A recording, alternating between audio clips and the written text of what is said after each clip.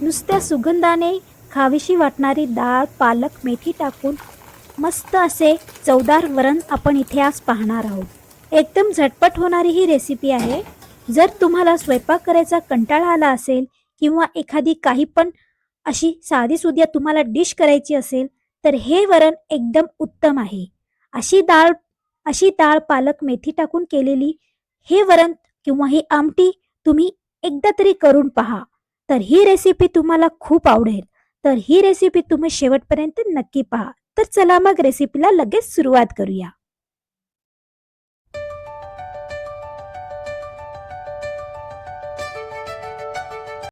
तर आज आपण इथे पालक आणि मेथी या दोन्हीचे वरण करणार आहोत.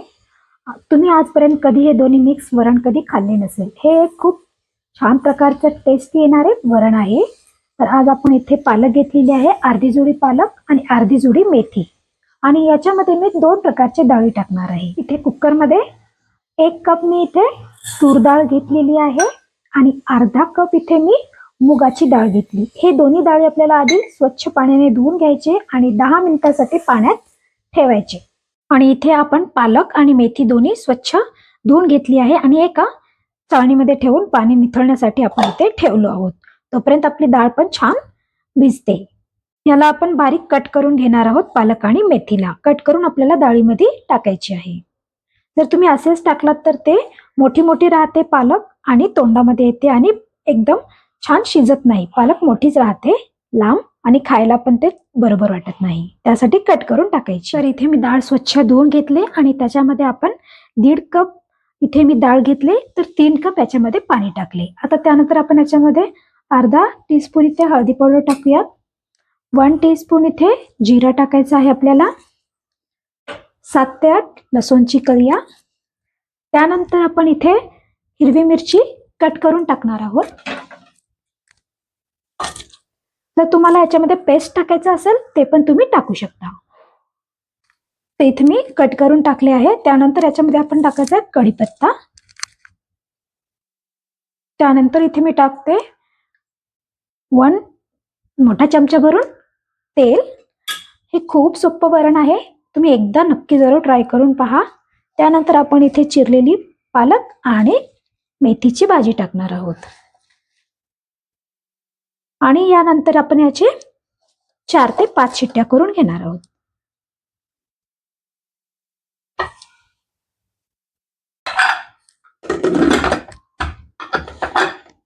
4 ते 5 शिट्ट्या करून घेऊयात.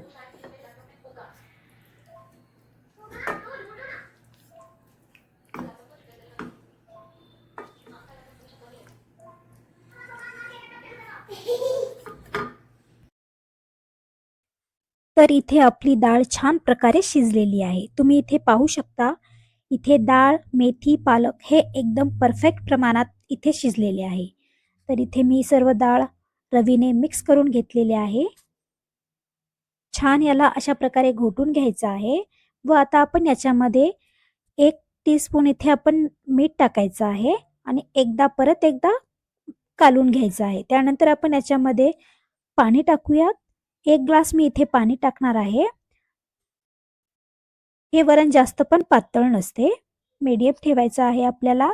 त्यानंतर इथे मी गॅसवर एक पातेलं ठेवले. त्याच्यामध्ये आपण 2 चमचे ऑइल टाकायचं. ऑइल छान गरम झाल्यानंतर आपण त्याच्यामध्ये जिरा, मोहरी टाकायचे.